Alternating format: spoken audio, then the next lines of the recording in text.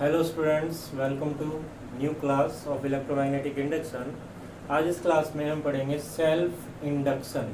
अब तक हमने फैराडेज लॉ पढ़ लिया था, एडी करंट पढ़ लिया था, जिसमें हमने पढ़ा था कि when magnetic flux link to a coil change then an EMF is induced in a coil. तो उसी प्रोसेस को हम आगे बढ़ाते हैं। अब हम बात करते हैं सेल्फ इंडक्शन। जो हमने पीछे ही वाली फिनोमेना पढ़ी थी, उसमें क्या था कि एक हमारे पास कॉइल थी और एक हमारे पास मैग्नेट थी। मीन्स आप ये कह रहे थे कि कॉइल से लिंक्ड आप मैग्नेटिक फ्लक्स किसी एक दूसरी एलिमेंट के थ्रू चेंज करा रहे थे। जैसे आपने यूज़ किया था मैग्नेट को जब आप कॉइल की तरफ मूव करा रहे थे तो magnetic flux link to the coil change हो रहा था किसी दूसरे एलिमेंट की वजह से। लेकिन इस बार क्या वर्ड आया है सेल्फ, मीन्स अपने आप से। किसी कॉइल में अपने आप में ही होने वाले किसी चेंज से कोई ईएमएफ, कोई इलेक्ट्रिक करंट इंड्यूस हो जाए तो वो फिनोमेना हमारी कहलाएगी सेल्फ इंडक्शन। देखिए, इसको एक फिगर से हम समझते हैं।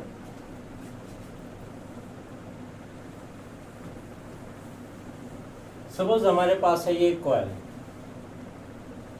जिसमें मैंने कनेक्ट कर दिया है एक बैटरी की और एक रियोस्टेट। ठीक है स्टूडेंट, अब देखिए क्या करें। जैसे ही हम यहाँ पर इस की में जैसे ही हम इस की को क्लोज कर देते हैं तो यहाँ इस सर्किट में एक सडन करंट फ्लो होना स्टार्ट हो जाएगा। मीन्स करंट जीरो से समथिंग कुछ वैल्यू गेन कर लेगी। क्या होगा, यहाँ हमारे पास है सोलिनॉइड टाइप कॉइल। जैसे ही सोलिनॉइड में या किसी कॉइल में करंट फ्लो होगी, वो कैसे बिहेव करेगी, like a bar magnet. That means it has its own magnetic field. तो यहाँ एक मैग्नेटिक फील्ड जनरेट हो जाएगा। जब आपकी की ओपन थी तो magnetic field link to the coil zero था, और जैसे ही आपने की को क्लोज कर दिया तो करंट फ्लो होने से इस कॉइल के अंदर एक मैग्नेटिक फील्ड जनरेट हो गया। मीन्स इस कॉइल से मैग्नेटिक फ्लक्स लिंक हो गया। पहले मैग्नेटिक फ्लक्स जीरो था और अब समथिंग मैग्नेटिक फ्लक्स आ गया। Means change in magnetic flux. And according to Faraday, when magnetic flux change in a coil, then an EMF and an induced current flows in the coil. तो यहाँ पर भी similar ऐसा ही होगा। ये तो हमारी है बच्चे मेन करंट जो हम इसमें फ्लो करा रहे हैं। अब क्या करें स्टूडेंट, जीरो से अप हो गई है करंट, मीन्स इंक्रीज हो गई है। आप इसको और धीरे धीरे क्या करें, इंक्रीज करते चला जाइए। ये जो हमारा रियोस्टेट का है, इसको आप लेफ्ट में मूव करते चले जाइए तो रेजिस्टेंस कम होता जाएगा और सर्किट में करंट इंक्रीज होती चली जाएगी। तो मैं यहाँ कह सकता हूँ at the time of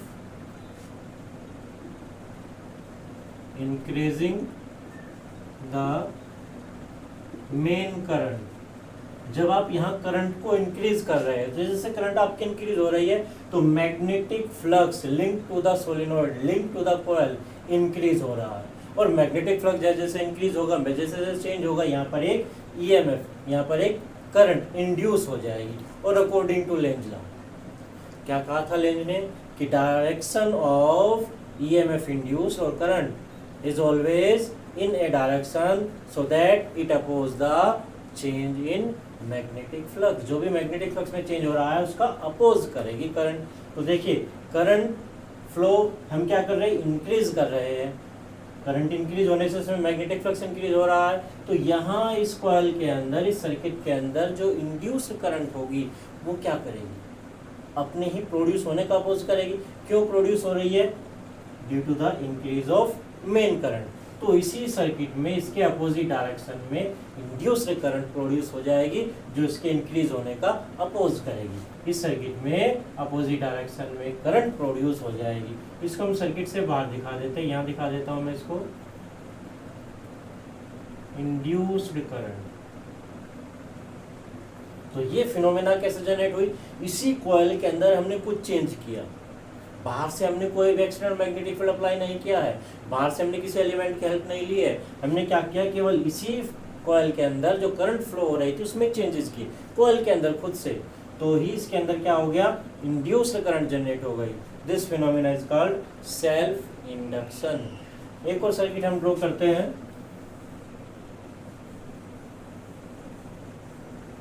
same यही हम कॉइल को एक दूसरे मोड में ले लेते हैं।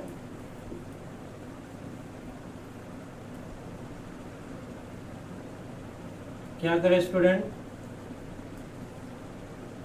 अब आप क्या करें, यहां जो करंट फ्लो हो रही है इनिशियली, अब आप इस करंट को धीरे धीरे डिक्रीज करना स्टार्ट कर दीजिए। मीन्स ये जो आपका जो की है इसको आउटवर्ड मीन्स राइटवर्ड लेकर के चलिए, रेजिस्टेंस इंक्रीज होगा, रियोस्टेट में करंट की वैल्यू भी क्या होती चली जाएगी, रेजिस्टेंस इंक्रीज होगा तो करंट की वैल्यू डिक्रीज हो जाएगी।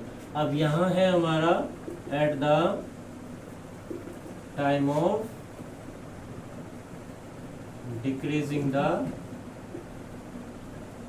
Main current. अब आप यहाँ पर मेन करंट को डिक्रीज कर रहे हो। डिक्रीज करने से क्या होगा, इनिशियली जब इसमें एक हाई करंट फ्लो हो रही थी तो इसमें हाई मैग्नेटिक फ्लक्स लिंक था थ्रू द कॉइल, लेकिन अब जैसे जैसे करंट की वैल्यू डिक्रीज होती जाएगी तो यहाँ जो मैग्नेटिक फ्लक्स लिंक है वो भी डिक्रीज होता चला जाएगा। और मैग्नेटिक फ्लक्स चेंज चाहे वो इंक्रीज हो या डिक्रीज हो, दोनों ही केसेस में क्या होता है, अकॉर्डिंग टू फैराडे एक इंड्यूस्ड ईएमएफ, एक करंट इंड्यूस हो जाती है सर्किट के अंदर। तो यहाँ भी इस केस में भी करंट इंड्यूस हो जाएगी।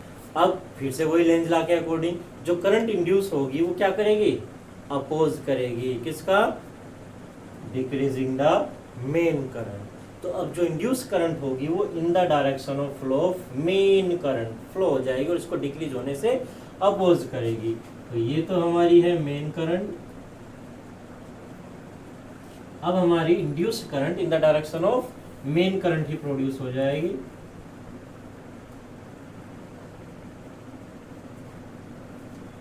इन दोनों केसेस में आप स्टूडेंट क्या देख रहे हो कि जब हमें कॉइल में जो करंट फ्लो हो रही थी उसमें चेंजेस करते हैं। करंट चेंज करने का यहाँ पर हमारा मोटो क्या है, हमें कॉइल से लिंक मैग्नेटिक फ्लक्स चेंज करना है। भले ही हम बाहर से क्या देख रहे हैं कि कॉइल में हम करंट चेंज कर रहे हैं, लेकिन एक्चुअली हो क्या रहा है, magnetic flux link to the coil change हो रहा है। According to law of electromagnetic induction, when magnetic flux link to a coil change then an EMF and a current is induced.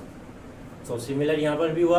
आपने दोनों केसेस में चाहे आप करंट को increase कर रहे हो चाहे आप करंट को डिक्रीज कर रहे हो, दोनों केसेस में क्या हो रहा है, मैग्नेटिक फ्लक्स में चेंज हो रहा है। उस मैग्नेटिक फ्लक्स में चेंज होने से क्या हो रहा है, करंट इंड्यूस हो रही है। और अकॉर्डिंग टू लेंज लॉ ये करंट क्या कर रही है, अपने ही प्रोड्यूस होने का अपोज कर रही है। करंट को इंक्रीज कर रहे हैं तो उसको डिक्रीज करने के लिए अपोजिट डायरेक्शन में इंड्यूस हो जाती है। करंट को आप डिक्रीज कर रहे हैं तो सी की डायरेक्शन प्रोड्यूस होकर के उसको डिक्रीज होने से अपोज करती है। तो आप कैसे डिफाइन कर सकते हो आप सेल्फ इंडक्शन को, when current flowing through a coil change. कैसे, और चेंज कैसे कर सकते हैं, it may be increasing, it may be decreasing, it may be switch on और स्विच ऑफ। तो क्या कहे, when current flowing through a coil change then induced current flows through the coil.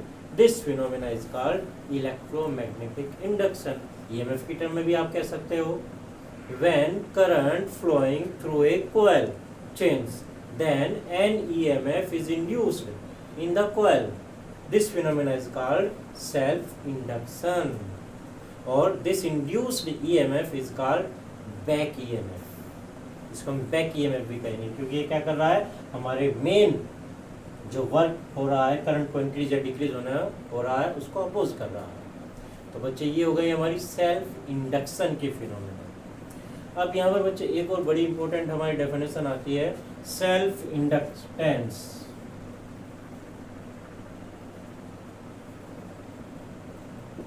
और हम इसको कह सकते हैं कोफिशिएंट ऑफ सेल्फ इंडक्शन। और स्टूडेंट ध्यान रखिए, जब भी एग्जाम में आता है, कई बार हमने इवैल्यूएशन में देखा है कि बच्चा क्या करता है, अगर सेल्फ इंडक्शन को डिफाइन करने के लिए आता है तो वो लिख देता है सेल्फ इंडक्टेंस की डेफिनेशन। और मोस्टली क्या होता है, आता क्या है, सेल्फ इंडक्टेंस। सेल्फ इंडक्टेंस की सेल्फ इंडक्टेंस को डिफाइन ना करके वो डिफाइन किसको कर देता है, सेल्फ इंडक्शन मीन्स फिनोमेना। यहाँ है इंडक्शन, दैट इज फिनोमेना। यहाँ पे इंडक्टेंस ये क्या है, एक कांस्टेंट है फॉर ए गिवन कॉइल और ए सोलेनॉइड। ये सिमिलर ऐसी है जैसे हमने पहले पढ़ा रेजिस्टेंस, कैपेसिटेंस, ऐसी क्या है इंडक्टेंस। ये भी एक सिमिलर प्रॉपर्टी है। किसी भी ऐसी सर्किट के 3 एलिमेंट होते हैं, रेजिस्टेंस, कैपेसिटेंस और इंडक्टेंस। तो ये थर्ड वन है। तो सेल्फ इंडक्टेंस को डिफाइन करते हैं। सपोज ये हमारी कोई एक कॉइल है जिसमें n नंबर ऑफ टर्न्स है और इसमें I करंट फ्लो हो रही है, और जैसे ही I करंट फ्लो होगी तो यहाँ सोलेनोइड में एक मैग्नेटिक फील्ड या कॉइल में एक मैग्नेटिक फील्ड जनरेट हो जाएगा, जिससे यहाँ कॉइल में एक मैग्नेटिक फ्लक्स इंड्यूस हो जाएगा। और बच्चे हमने पहले पढ़ा है एक डेफिनेशन, एक टर्म हमने दी थी, number of magnetic flux linkage, that is n phi। और देखिए n नंबर ऑफ टर्न्स तो कांस्टेंट है, phi किसके ऊपर डिपेंड करेगा, जो यहाँ पर सर्किट में करंट फ्लो हो रही है। करंट इंक्रीज होगी तो मैग्नेटिक फ्लक्स इंक्रीज होगा, करंट डिक्रीज होगा तो मैग्नेटिक फ्लक्स भी डिक्रीज हो जाएगा।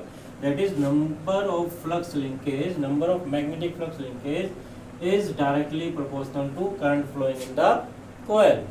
और बच्चे बस हो गया काम।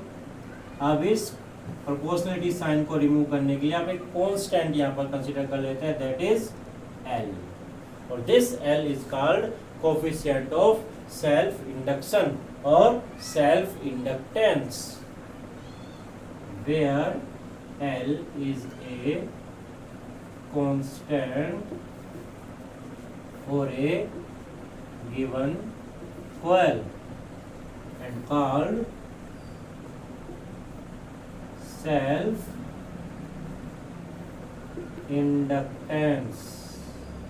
इसको हम कहते हैं सेल्फ इंडक्टेंस। अब बच्चे हम इसको डिफाइन कर लेते हैं। L इज इक्वल टू क्या बन जाएगा, n phi अपॉन, ये बन गया बच्चे हमारा L is equal to n phi upon. और स्टूडेंट याद रखिए, आप इसकी यूनिट बनाना चाहते हैं तो phi का यूनिट होता है वेबर, नंबर ऑफ टर्न्स का तो कोई यूनिट नहीं है, और नीचे क्या है करंट, तो वेबर पर एम्पियर। और SI यूनिट क्या होती है, हेनरी, कैपिटल S से आप इसको डिनोट कर सकते हैं। तो याद रखिएगा इंडक्टेंस का SI यूनिट हमारा क्या है, हेनरी होता है। अब बच्चे हम इसको यहाँ पर डिफाइन भी कर सकते हैं। Suppose current flowing in the coil is 1 ampere, then L is equal to क्या बन जाएगा, n phi। तो यहाँ हमारा सेल्फ इंडक्टेंस किसके इक्वल हो गया, number of flux linkage in numerical value. तो बच्चे यहाँ पर आप कैसे डिफाइन करेंगे सेल्फ इंडक्टेंस को, देखिए क्या बन रहा है, सेल्फ इंडक्टेंस किसके इक्वल है, n phi, means total number of flux linkage. कब है, जब सर्किट में, जब कॉइल में करंट कितनी फ्लो हो रही है, 1 एम्पियर यूनिट करंट फ्लो हो रही है। बस ऐसे ही डिफाइन कर देंगे, क्या कहेंगे, self inductance of a coil is equal to the total number of flux linkage when a unit current is flowing in the coil. क्या कहेंगे, दोबारा रिपीट करता हूं, self inductance of a coil is equal to the total number of flux linkage when a current of 1 ampere is flowing in the coil. ये define हो गया। अब बच्चे इसको हम एक दूसरी डेफिनेशन भी ले लेते हैं। यहाँ हमने इसको नंबर ऑफ फ्लक्स लिंकेज की टर्म में डिफाइन किया है, और जैसा कि हमें पता है कि यहाँ पर इंडक्शन हुआ है तो EMF भी इंड्यूस हुआ है। तो दूसरी डेफिनेशन हम ले लेते हैं EMF इंड्यूस्ड की टर्म में। देखते हैं,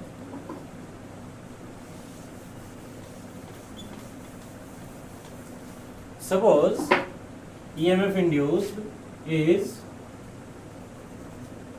if EMF induced in the coil is E, then according to Faraday law E is equal to minus n d phi upon dt। E is equal to n constant है, differentiation के अंदर बाहर जा सकता है, minus d n phi B अंदर ले गए अपॉन डी टी। और यहाँ ये स्टूडेंट एन फाई को हमने क्या लिखा है, एल आई के इक्वल, चेंज कर देते हैं, E is equal to minus d और एन फाई को हमने किया L I upon d t. अब एल तो कांस्टेंट है, अब हम कांस्टेंट को बाहर ले सकते हैं, माइनस एल di/dt। यहाँ इस फॉर्मूले को भी बच्चे याद रखिए, न्यूमेरिकल आता है जो इस फॉर्मूले के ऊपर बेस रहेगा, EMF induced in a coil of L something self inductance and when rate of change of current is this one, तो E is equal to minus L di/dt। तो यहाँ से अब हम L को निकाल लेते हैं, L is equal to minus E/di/dt।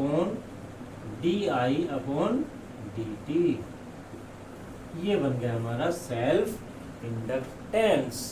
यहाँ से भी बच्चे इसकी एक यूनिट हम डिफाइन कर सकते हैं, unit E EMF unit means क्या होगी, वोल्ट। नीचे क्या है, di/dt means ampere per second, second ऊपर आ जाएगा, वोल्ट सेकंड और पर एम्पियर, और ऐसा यूनिट तो बच्चे इसकी क्या रहेगी, हेनरी ही रहेगी।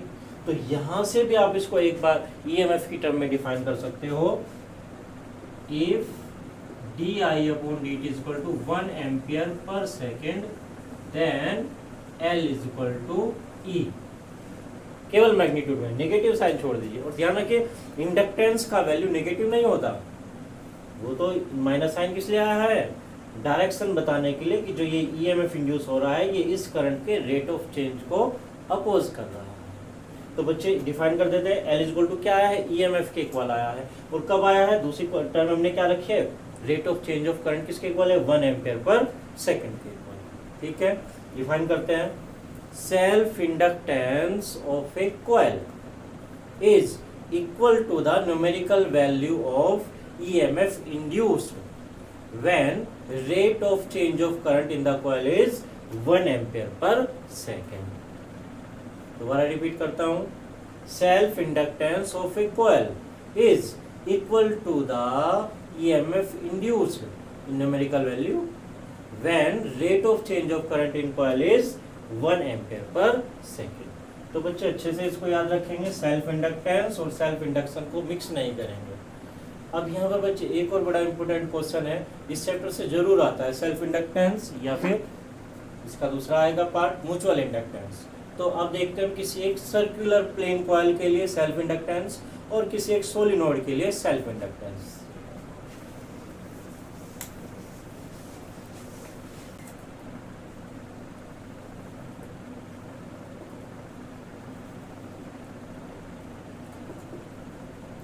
Self inductance for a plane coil. Plane coil की बात करते हैं, ये बच्चे सपोज आपके पास एक प्लेन कॉइल और इसमें बहुत सारे टर्न्स है सपोज, और इस कॉइल का रेडियस में कंसीडर कर लेता हूं से R। इस कॉइल में करंट फ्लो हो रही है से I, और जैसे करंट फ्लो होगी यहाँ पर क्या आ जाएगा, एक मैग्नेटिक फील्ड जनरेट हो जाएगा। तो let us consider a coil of radius R which has n number of turns. When I current is flowing in the coil, then magnetic field at the center of the coil B is equal to, और किसी plane coil के लिए हमने बाहर से और class से निकाला हुआ है, mu naught N I upon 2R।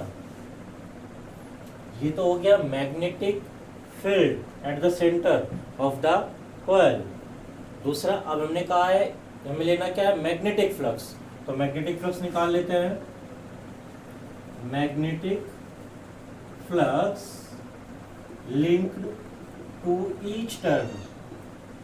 हर एक टर्न से कितना मैग्नेटिक फ्लक्स लिंक होगा, फाई बी, क्या हो जाएगा, B into area of coil. तो क्या बन जाएगा बच्चे यहाँ पर, phi B is equal to, B का वैल्यू रखा हमने mu naught N I upon 2R, और एरिया R रेडियस है, एरिया हो गया हमारा पाई R स्क्वायर, एक R से R कैंसिल आउट हो जाएगा, phi B is equal to mu naught pi N I R, एक R से R कैंसिल हो गया, ये बन गया। अब बच्चे हो गया क्वेश्चन। अब हमें क्या निकालना है, सेल्फ इंडक्टेंस। क्या था, L इज इक्वल टू, कहाँ से निकालते हैं, ये वाला फॉर्मूला हम यूज करेंगे, N फाई अपॉन I। अब जब भी सेल्फ इंडक्टेंस निकालेंगे किसी भी एलिमेंट के लिए, यही फॉर्मूला आपको यूज करना क्या है, मैग्नेटिक फील्ड निकालेंगे, मैग्नेटिक फ्लक्स निकालेंगे और उसको करंट से डिवाइड कर देंगे, total number of magnetic flux linkage और सेल्फ इंडक्टेंस आपका आ जाएगा। तो L इक्वल टू आपने फाई का वैल्यू रखा, N ये आपका है म्यू नोट पाई NIR अपॉन 2 और I से आपको डिवाइड करना है, I से I कैंसिल आउट हो गया। तो सेल्फ इंडक्टेंस आपका आ गया बच्चे म्यू नोट N स्क्वायर और पाई हमारा है ही, और क्या बचा है R/2। ये हमारा हो गया self inductance for a plane coil. और बच्चे अगर मैं ऐसा करूं कि ये कॉइल हमारी एक फेरोमैग्नेटिक कोर के ऊपर बाउंड हो, तब क्या होगा, उससे मैग्नेटिक फ्लक्स बढ़ जाएगा। If coil is bounded over a core of relative permeability, और relative permeability है सपोज म्यू आर, तब इसका सेल्फ इंडक्टेंस हो जाएगा L equal to mu naught mu r N square pi R by 2। और रखते ही कॉइल का सेल्फ इंडक्टेंस इंक्रीज हो जाएगा। ठीक है स्टूडेंट, इस तरह से आप किसी प्लेन कॉइल के लिए सेल्फ इंडक्टेंस निकाल सकते हैं। अब हम निकालते हैं सोलिनॉइड के लिए self inductance of a solenoid. Solenoid के लिए भी हम बिल्कुल ऐसे ही करेंगे जैसे हमने यहाँ पर निकाला था N फाई अपॉन I से। Self inductance of a solenoid, suppose we have a solenoid, long solenoid having n number of turns and area of cross section of each turn is A. Suppose I current is flowing in the coil. तो सबसे पहले क्या करेंगे, यहाँ हम ले लेते हैं एक लेंथ भी इसकी कंसीडर कर लेते हैं, suppose L length, total number of turn is N। तो हम क्या करते हैं, मैग्नेटिक फील्ड, जैसे ही करंट फ्लो करेगी तो मैग्नेटिक फील्ड जनरेट हो जाएगा। तो मैग्नेटिक फील्ड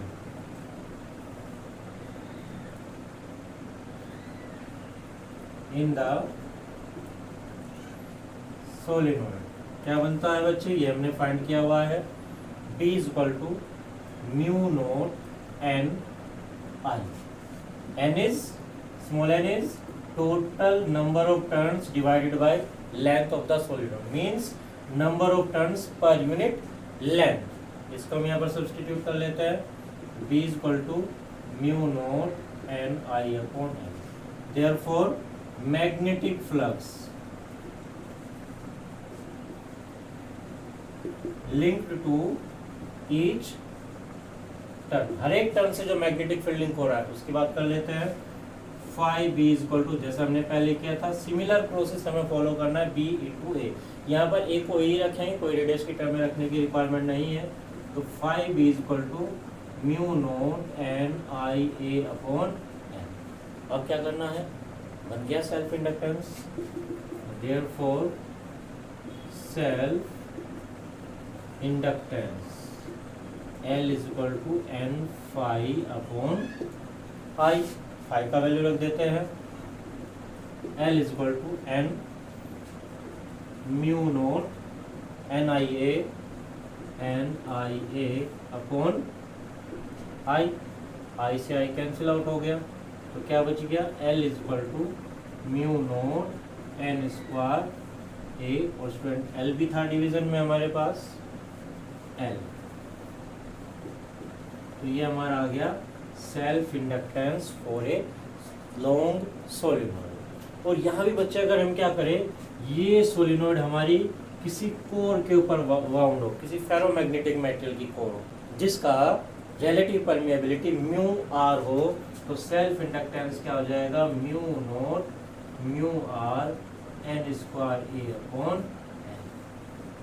तो याद रखिए स्टूडेंट, यहाँ जो हमने सेल्फ इंडक्टेंस निकाला है for a solenoid, for a plane coil बड़ा इंपॉर्टेंट है, पूछ लिया जाता है। और सेल्फ इंडक्शन और सेल्फ इंडक्टेंस में आपको डिफरेंस रखना होगा, गड़बड़ मत कर देना, बहुत बच्चे करते हैं जब भी हम देखते हैं exam copies. Okay students, next class में म्यूचुअल इंडक्शन पढ़ेंगे।